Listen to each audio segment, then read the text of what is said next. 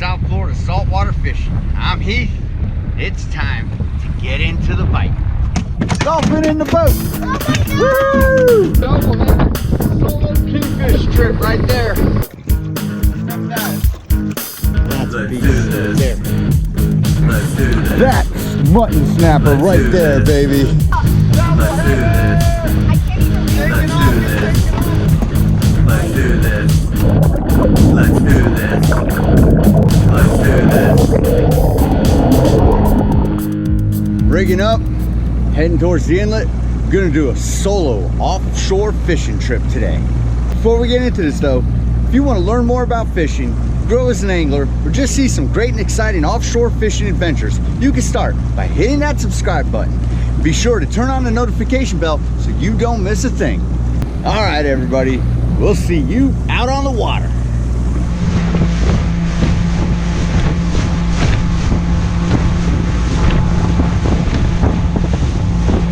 Some birds out about, maybe a quarter of a mile in front of me. A lot of them. Probably indicator of tuna being out there. We're going to fish with a pearl blue Billy Bait turbo slammer and a pink and white skirt, weighted with a 1 ounce skirt. Both of these are on double hooks and about 6 feet of 40-pound monofilament leader. Control between 6 and 8 knots. See if I can pick up one of these fish that's out here blowing up. I got a pink and white skirt on my Penn Spinfisher. I got the Billy Bait turbo slammer on the Diawa 6500. The birds are literally up here about 75 yards in front of the boat. Lots of birds. Very indicative of what happens when you have tuna swarming around. So we're gonna go by them. We are currently in 387 feet of water, so we'll be in about 400 where they're at, and we're doing right at about 7, just below 7 knots right now.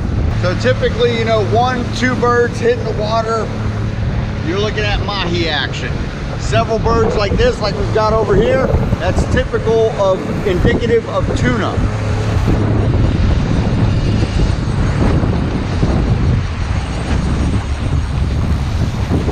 All right, we got someone on the pink and white skirt. We're gonna reel them up and see what happens.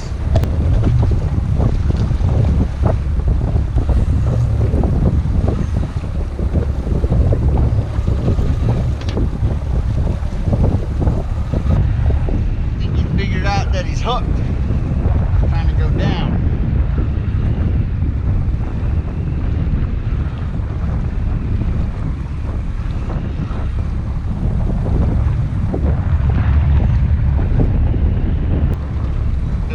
Shakes. Let's see what we got. Like I said, right now we're in about 430 feet of water.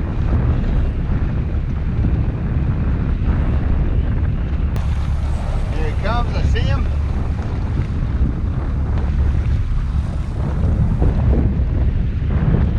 Looks like it's a blackfin tuna from what I can see right here.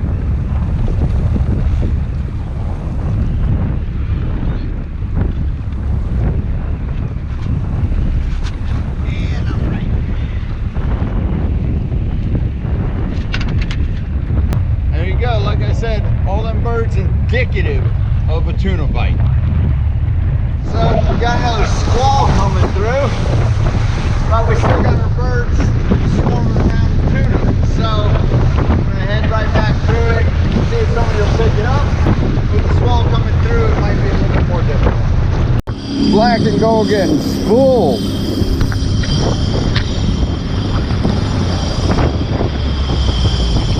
All right, here we go.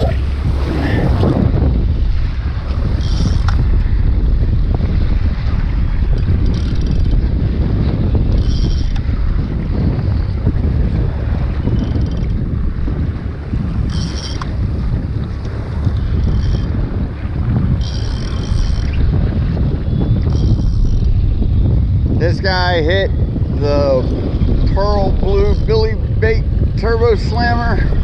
The last one hit the pink skirt. So we've got a little bit of everything going on now, which is good. Means they're dynamic, they're hungry. They're not really looking at what they're eating. They're just triggered by a pure impulse.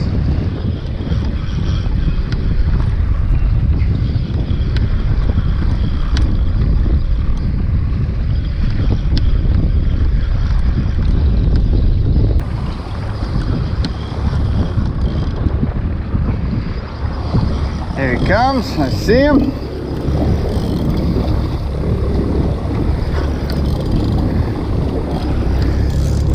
Gonna be another blackfin.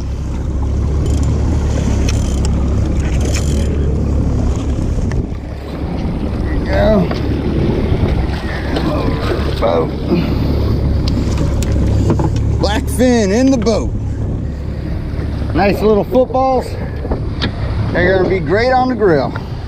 We've caught 2 so far. Now what I'm gonna try and do is I'm gonna try and run over the birds and pitch a SPRO jig to them and see if I can get one on the windup. Let's see what happens. I was reeling in my second lure.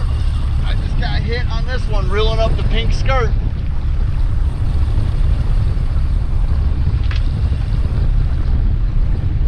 About to reel him in, like I said, and then I want to try and pitch a jig at them. But they're thick right now. Looks like there's tuna for everyone.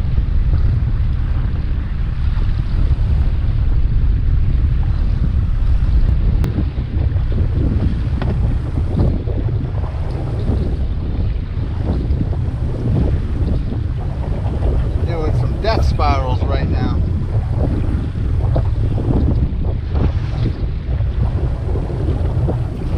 Alright, another one. Here we go. Solid footballs today. So that was some good old-fashioned fishing fun with a little bit of know-how added in. We've got 3 blackfin tuna on board. What I'm gonna try to do is get back into the thick of those birds and see if I can sight fish one of these up, have a little bit of fun, see if we can do something, you know, a little bit outside of trolling and get one. So I see the birds over this way about 100 yards. We're gonna fly to them and no pun intended, see what happens. All right, we're here at the birds.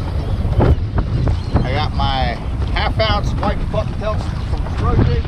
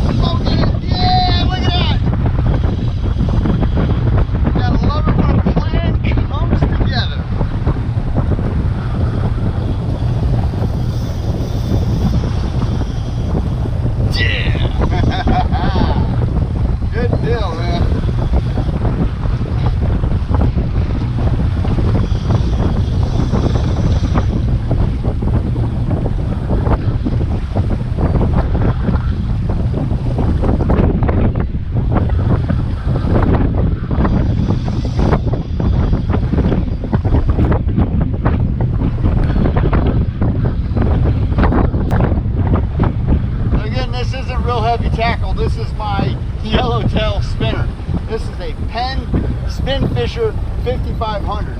A few episodes back, you guys watched me tear this thing completely apart and service it, and good grief I did, because it's taking some, you know, a little bit of punishment right now from a tuna. Like I said in that video, you know, my gear goes through some heavy pelagic fish. I'm not, you know, I don't play around with it. So here we go. Oh, not even a blackfin, we got a skipjack, which is good. Here he comes. Coming to the boat. Getting in.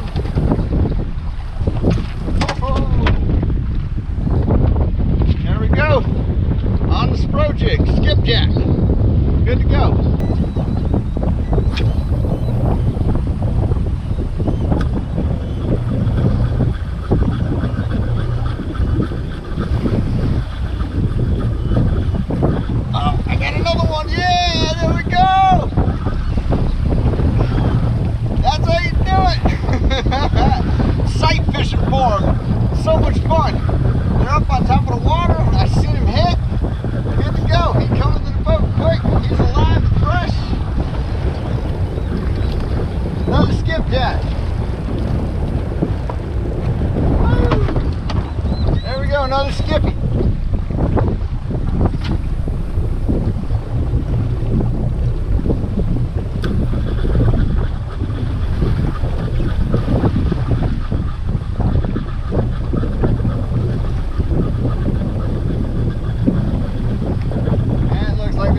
dispersing a little bit. So what I'm gonna do is I'm gonna put the gear in forward, not even gonna bring in my line. Just gonna start letting line out, troll the SPRO Jig. I'm literally gonna troll it in my hand. See what happens.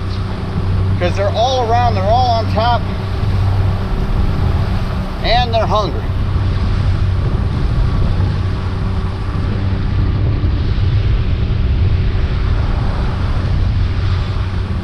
Alright, let's see what we got.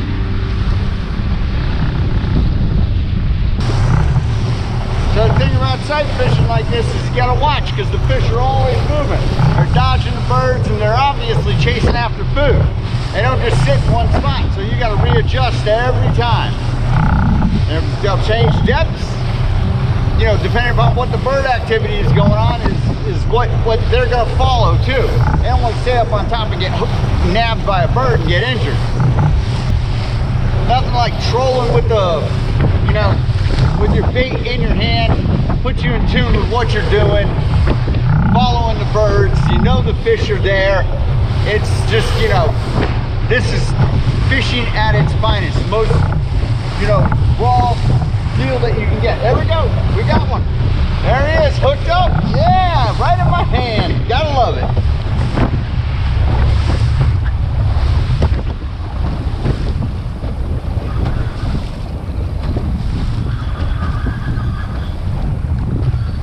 That's how we do that.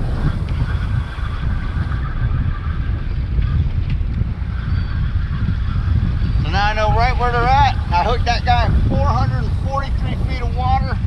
Like I said, I've been on this school of birds for a while now. And you know, I'm beating up these tuna pretty good. Cool. My intention is definitely not to clean out the ocean, but I need bait and I need food. So we're right in the thick of it. I just got off. Which is up, and I picked them up again. Oh, I picked up another one. That's how I was reeling it in. Which goes to show you that tuna follow hooked tuna. So there's a big bait ball of something going on down here, and especially with the tuna, they're thick right now.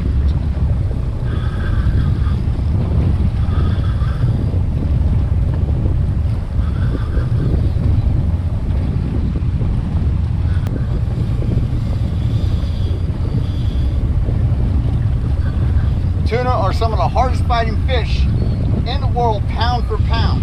But regardless of how big they are, 5 pounds, 20 pounds, giant bluefin tuna, they're massive.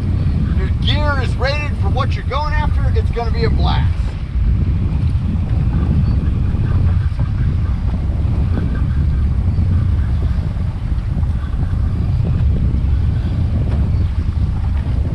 There we go.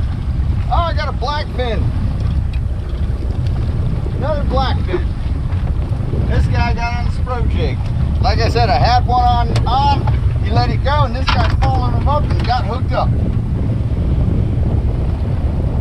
Blackfin. Definitely nice fish. Bit of a exciting day. Had a unorthodox hit on the planer, hand lining it in, hooked up with a kingfish. Went with plan B because plan A wasn't really working out, which was planer trolling. So we saw some birds offshore, headed out there, looked like tuna, hooked up, caught 6 tuna, can't complain. Overall, great day. So, you know, just goes to show, like I said before, you know, formulate a game plan, stick to it, and no matter what, always have a backup plan. Backup plan panned out better than the initial plan, but you can't go and have 100 different things in mind, otherwise it's just going to be a mess and a nightmare, and it more than likely don't work out for you. So plan B worked out. Looks like we're having tuna for dinner or kingfish.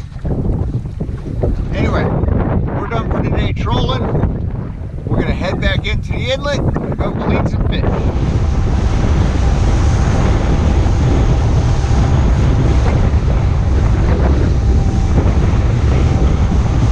about does it for this episode. Hope you had fun. Hope you learned a little bit about catching blackfin tuna. Hope you also saw that having a backup plan is key to success.